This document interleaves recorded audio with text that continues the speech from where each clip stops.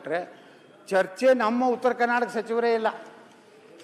ಅವ್ರು ಕನಿಷ್ಠ ತಲೆಯಾಗರೆ ತಗೊಂಡು ಕನಿಷ್ಠ ನಾನು ಇಲಾಖೆಯಲ್ಲೇ ನ್ಯಾಯ ಕೊಡಿಸ್ಬೇಕು ಅನ್ನೋಂಥದ್ದು ಸಹಿತ ಇಲ್ಲಿ ಚರ್ಚೆಗೂ ಅವಕಾಶ ಇಲ್ಲ.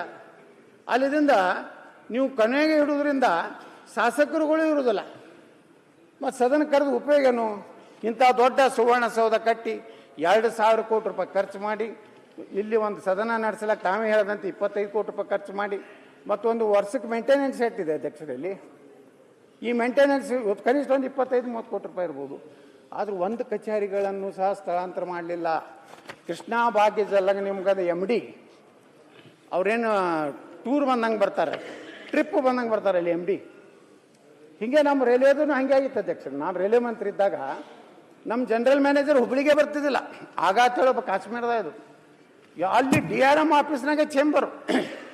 ಹುಬ್ಳಿಗೆ ಬರೋದು ಅಂದ್ರೆ ಒಂದು ರೀತಿ ಒಂದು ದಿವಸ ಸಲೂನ್ ಹತ್ತಿರ್ತದೆ ಈ ರೈಲ್ವೆ ಮಂತ್ರಿಗಳಿಗೆ. ಆರಾಮ್ ಜನರಲ್ ಮ್ಯಾನೇಜರ್ ಅಂದ್ರೆ ಹಿಂದೆ ಮಹಾರಾಜರು ಇರ್ತಿದ್ರು ಅಧ್ಯಕ್ಷ. ಹಂಗೆ ಅವಾಗ ಬಂದು ಒಂದು ಸಭೆ ಮಾಡಿ ಹೋದ್ರೆ ಮತ್ತೆ ಬೆಂಗಳೂರಿನಲ್ಲಿ ಒಂದು ದಿವಸ ನಾ ಬೆಂಗಳೂರು DRM ಕಚೇರಿಗೆ ಹೋದೆ. ನಾ ರೈಲ್ವೆ ಮಂತ್ರಿ ಇದ್ದಾಗ ಆ DRM ಜನರಲ್ ಮ್ಯಾನೇಜರ್ 15 ದಿವಸನಾಗ ನಿನ್ನ ಕಚೇರಿ ಅಲ್ಲಿ ಹೋಗಲಿಲ್ಲ ಅಂದ್ರೆ ನೀನು ಮ್ಯಾಗ ಕಂಪ್ಲೇಂಟ್ ಮಾಡ್ತೀನಿ ಅಂದ್ಮ್ಯಾಗ ಅವತ್ತಿನಿಂದ ಹುಬ್ಬಳ್ಳಿ ನೈಋತ್ಯ ವಲಯದಲ್ಲಿ ಜನರಲ್ ಮ್ಯಾನೇಜರ್ ಕುಂಡ್ಲಕ್ಕೆ ಸಾಧ್ಯ ಆಯ್ತು ಅಧ್ಯಕ್ಷರೇ. ಇವತ್ತು MDನೇ ಬರೋದಿಲ್ಲ ಕೃಷ್ಣ ಭಾಗ್ಯ ಅಧ್ಯಕ್ಷರೇ. ಕನಿಷ್ಠ ಅಡಿಷನಲ್ ಸೆಕ್ರೆಟರಿಗಳು ಯಾವ ಇಲಾಖೆದು ಒಬ್ಬ ಸೆಕ್ರೆಟರಿ ಒಂದು ಇಲಾಖೆನೇ ಮಾಡಬೇಕಲ್ಲ. ಇಂಥವಂತೂ ನೀವು ದೊಡ್ಡ ಒಂದು ಕಟ್ಟಡ ಕಟ್ಟಿದಿರಿ, ಸುಮ್ಮನೆ 10 ದಿವಸದ ಸಲುವಾಗಿ ಯಾಕೆ ಕಟ್ಟಿದ್ರಪ್ಪ? ಇಲ್ಲಿ ಶಾಸಕರು ಇಲಾಖೆ ಸರಿಯಾಗಿ ವ್ಯವಸ್ಥೆ ಇಲ್ಲ. ಸರ್ಕಾರ ನೋಡ್ರಿ ಅವ್ರು ಚೇಂಬರ್ಗಳು ಮಂತ್ರಿಗಳು ಚೇಂಬರ್ಗೆ ಹೋದ್ರೆ ಅವು ಏನು ಚೇಂಬರ್ಗಳು ಮಾಡ್ಯಾರ ಅಲ್ಲಿ ಕುಡಿರ್ಲಿಕ್ಕೆ ಆಗೋದಿಲ್ಲ. ಅದು ಬೆಂಗಳೂರು ವಿಧಾನಸಭಾ ನಾವು ಹೋದ್ರೆ ಸರಳವಾಗಿ ಹೋಗ್ತೀವಿ. ಇಲ್ಲಿ ಏನಾರ ಆ ಕಡೆ ಹಾಯ್ದು ಆ ಕಡೆ ಹೋಗ್ಬೇಕು ಅನ್ನೋದೇ ಗೊತ್ತಾಗೋದಿಲ್ಲ. ಆ ಮಾರ್ಷಲ್ಗಳಿಗೆ ಕೇಳ್ಬೇಕು ಇದು ಎಲ್ಲಿ ಹೋಗ್ತೈತ್ರಿ ಅಂತ. ಇಲ್ಲಿಂದ ಕೆಳಗಿಳಿಬೇಕಂದ್ರೆ ಕೇಳೋ ಪರಿಸ್ಥಿತಿ ನಮಗಿದೆ. ಒಂದು ಏನಿಲ್ಲ, ನೀವು 10 ದಿವಸ ಬಿಟ್ರೆ 365 ದಿವಸದಾಗ 355 ದಿವಸ ಬೂತ್ ಬಾಗಿಲಾನೇ ಇದೆ. ಏನೋ ಉಪಯೋಗ ಇಲ್ಲ ಅಧ್ಯಕ್ಷರೇ.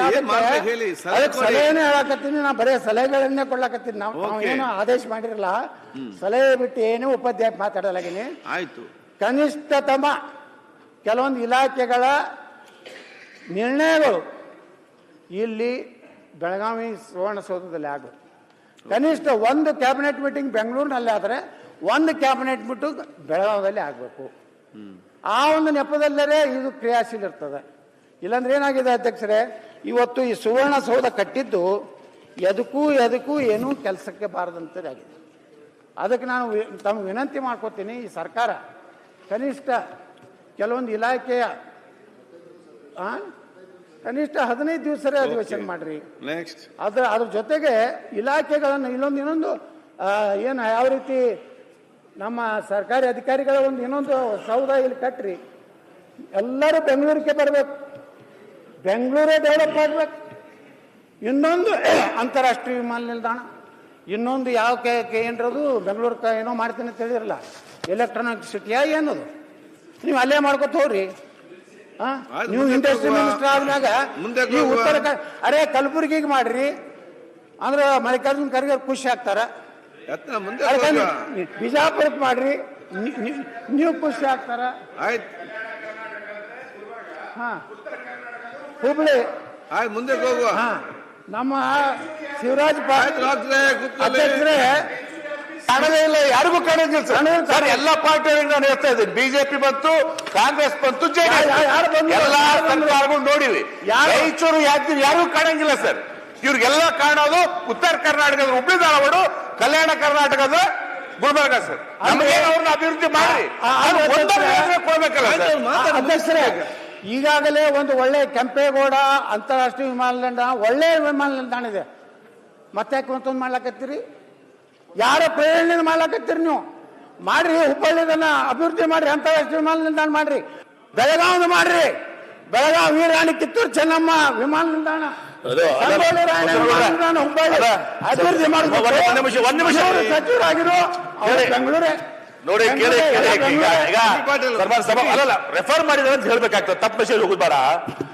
ಎರಡನೇ ಒಂದು ನಿಮಿಷ ಪ್ಲೀಸ್, ಕೈಂಡ್ಲಿ ಇಡಾಗ್ರಿ.